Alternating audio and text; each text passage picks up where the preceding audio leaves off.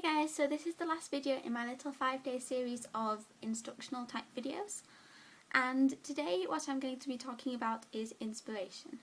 And I did actually speak about this in my Wednesday video, which was a sort of general how to get started with plushie making video.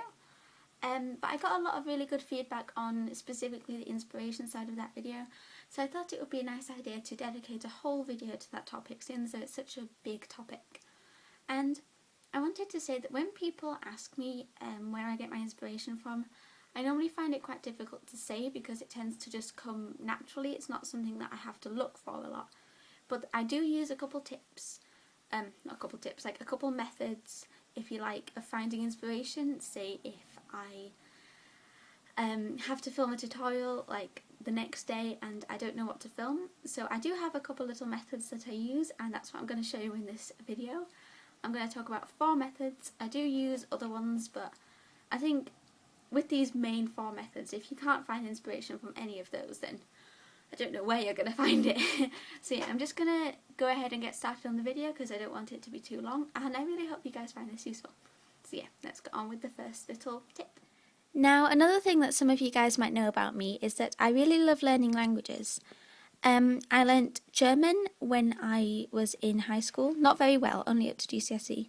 Then I also did French at the same time, and I'm doing French A-level, and I'm also teaching myself Mandarin Chinese. So for me, I find that inspiration often comes, however weird it sounds, when I'm learning new vocab, because the types of things that I learn, it's all like nouns and things. Like you can see here, I've just opened a random page in my Chinese vocab book, and you can see here, egg, apple, baby's house, TV, computer, chair, keys, shoes, window. See, all of these things, you could take one, keys, you could make a key plush, house plush, well, kind of, computer, chair. Like, see what I mean? Just when I'm learning vocab, that tends to give me a lot of ideas. And so for those of you guys that don't learn languages, I thought of a little tip, which is if you really can't find an idea, just take a dictionary, choose a random letter, and then flip to any page and just pick a word. If that word doesn't work very well, for example, babies, you can just pick another word and just keep doing that until you find something that you think will look cute if you made it into a plush. Now, the second little tip that I have is to make the best use of this amazing resource that is the internet. And this tends to be what I do when I really can't think of an idea. Like, this is kind of my last resort type thing.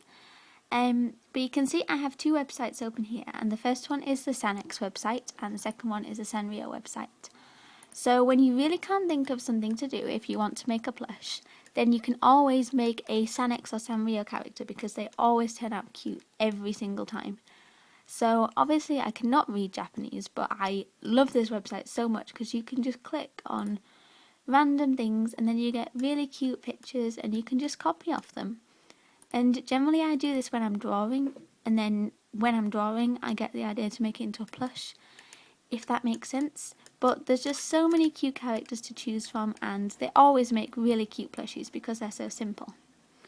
The same goes for Sanrio, and if you notice in the Sanrio one they actually have, well, in Sannex as well, but they have like a shop, and you can actually go onto plushies in the shop and see the like factory made plushies and try to recreate them yourself.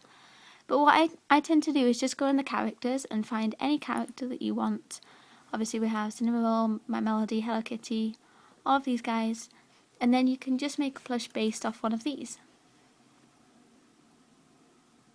Now for the third place that I find inspiration, I'm pretty sure most of you are quite familiar with it, and that is on YouTube. So obviously there is so many amazing plushie makers out there, so you can search up their tutorials. You can see that I'm looking at Happy Friend Shop's videos right now, and she has so many amazing cute plushies that you can make.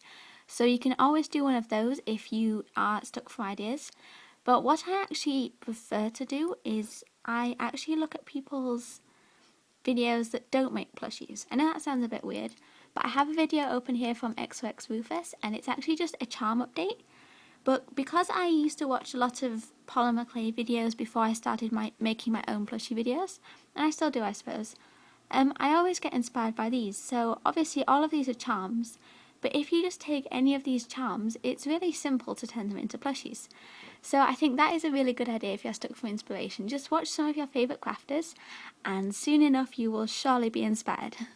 Now I do have one more little tip for you guys before I go, and this is also something that I use a lot. I suppose I use all of these things a lot, but anyway, because one of the main reasons why I make plushies is because I like giving them away as gifts, because it's a really sweet thing to give to someone, something that you've actually made yourself and they know it's come from the heart.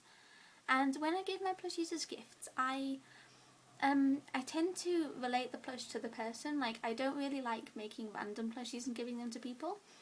So you guys saw my tea bag tutorial that I made just before Mother's Day here in the UK, and I made that tutorial because I made it for my mum, and my mum is a super big tea addict just like me. We drink so many cups of tea in a day, so I made her a tea bag plush. And to take another example, my friend Vivian really likes singing. She sings all the time, she's such a good singer. And so I made her a little microphone tutorial with like one of those little boxes that's like the stereo, and I thought that was super cute. So even if you're not going to make the plush for someone, if you have somebody in mind, or if you have, it doesn't even have to be someone that you know in real life, you could have a YouTuber in mind. I could think of Ruth from XX Rufus, sorry, and I could think, what does she like, and make a plush based on that person. Because when you have a key aim in mind, it does something to your brain, which just puts your brain in gear and makes it so much easier to think of something to make. So yeah, that was my last little tip for you guys, and I could go on for like 20 more minutes talking on this topic, but unfortunately I have to keep this video short. And I think this was a nice video to end off my little 5-day series. I really hope you guys liked these videos. I wasn't sure how the reaction was going to be, but I think most of you guys seem to find them helpful.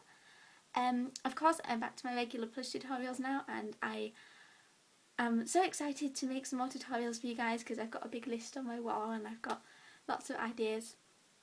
I'm actually going to Newcastle for this week, all next week, which is a slight problem because we don't have the internet there, but I can upload videos on my phone, so I'm trying to make a couple tutorials today and tomorrow, and I've already filmed 2 already, which I'm just going to upload while I'm there. So even though I won't be filming, I'll still be posting tutorials, if that makes sense. So I hope that works okay. And as always, request tutorials in the comments below because I'm trying to do all your requests. And yeah, thank you for watching. Bye guys.